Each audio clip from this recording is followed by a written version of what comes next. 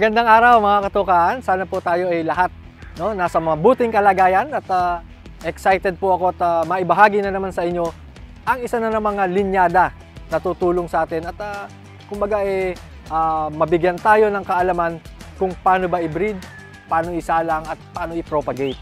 So nandito pa rin po tayo sa farm ng ating Champions of Excellence na si Sir Mike Dicena ng MJD Palawan Gold. So ngayong episode po, ipapakilala niya sa atin ang isa na namang linyada. Ito po yung tinatawag niyang Palawan Dirty Dome.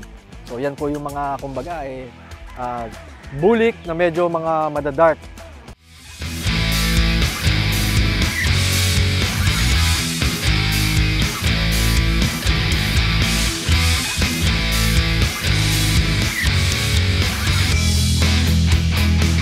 Mga katukaan, kasama pa rin natin siyempre ang ating Champions of Excellence si Sir Mike Dicena. Sir Mike, bati ka muna.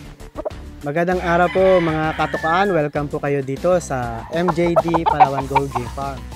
So Sir Mike, isang linyada na naman. Kilala tayo sa mga gold, no? Sa mga white gold, mga Palawan gold natin. Itong hawak natin ngayon ibang off color. Ano ba yung story nitong hawak natin na linyada na to, Sir Mike?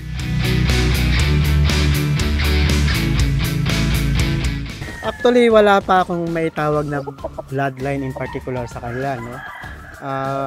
Pero medyo matagal-tagal na sila sa farm. And I started breeding them siguro mga sometime 2013, 14.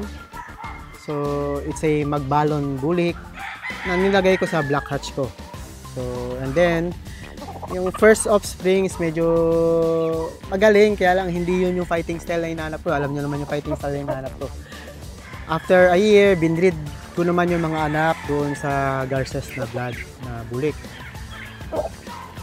May lumabas na maayos na kursunada ko, meron namang iba hindi, so dinispose. And then, nung binalik ko na sa black hatch yung mga anak nun, doon ho, lumabas na lahat ng gusto kong style. So, in particular, ngayon sila na binread ko, these somehow are with the black hatch line. Bulik ito na may black hatch na linyada. So, kaya makikita nyo, dirty talaga sila tingnan. Dirty dome, kaya nga dirty dome. But because of the black hatch line. Kaya yung paa nila, minsan may lumalabas na itim-itim sa paa. So, yun ho yung particular na somehow makita natin. Later on, baka magkaroon na sila ng sarili ng pangalan. Kasi mamimaintain ko naman na ito later. Ang kagandahan lang po sa kanila is kaya ho nila manalo kahit sa big event.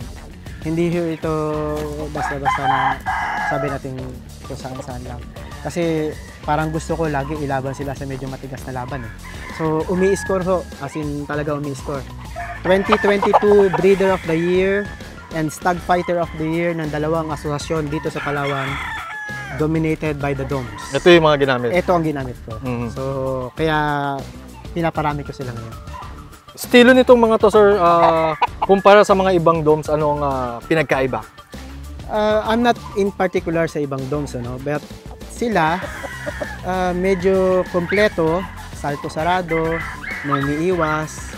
And then, kagandahan sa kanila pag kumat sila, mas madiin sila compared dun sa mga inalagaan kong golds and white golds.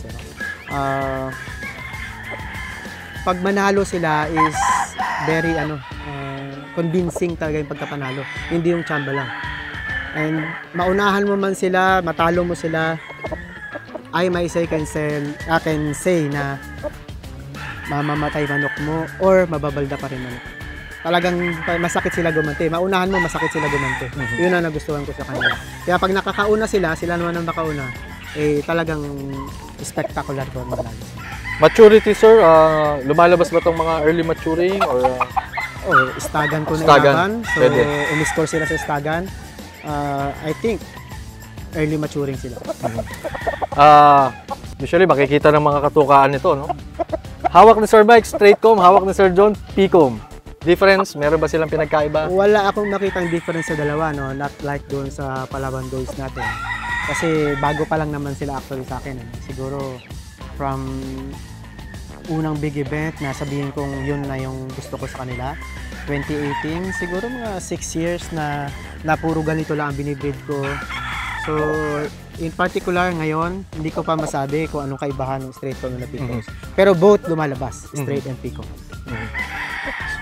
Bukod sir sa isang dekada mong tinimpla to no? Halos isang dekada. Sa tingin mo sir, sa mga ibang bloodlines na mo marirecommend na pwede nilang i-blend ito? They are best hatches. Hatches. Sa black hash and then yung mga hatches nila kung anong gusto nilang gamitin hatches. I don't know bakit ganun pero okay sila sa hatches ko eh. And then okay rin sa golds. Kasi meron akong particular na broodcock na puro golds lang and white golds ang ginagamit ko. So siya ay isang gold bulik din. So pag binread back ko siya sa gold, nagti 3/4 gold siya pero bulik pa rin ang kulay niya. Gold sila na bulik ang kulay. So, very convincing din sila manalo. Lamang ang panalo ng particular na broodcock. So sir, nabanggit mo, ginamit mo to para ma-achieve yung Breeder of the Year ng mga asosasyon. Itong mga to sir, paano ihanda ng isang Mike Decena yung ganitong mga Dirty Dome? Same with the golds din. In particular, pupunuan ko lang katawan after ng final selection. And then pag point ko, 2 days before and 1 day before, pagbawas ko ng pakain, pagpiga sa kanila, doon na mag-start yung medyo paninipisin ko na konti. But day before lang yung mag-start. Hindi ako matagal. Yung iba kasi start sila 3 days before, 2 days before. So I think baka bumigay yung katawan. So sa kanila, nakikita ko doon pa rin. Ganun pa rin yung pointing na ginagawa. Gusto ko lang na puno ang katawan. Ayun. Any particular tips sir sa pag-train ng mga ganitong linyada? Usual training, light training. Hindi ko pa na-try yung heavy training na table training or what. Pero sila kasi, pag nag-train kasi ako sa kanila, talagang light training, light ang facilities na ginagamit. May flying pen, may running pen, pero araw-araw. Gusto ko kasi agad ma-achieve yung katawan na gusto ko para sa kanila.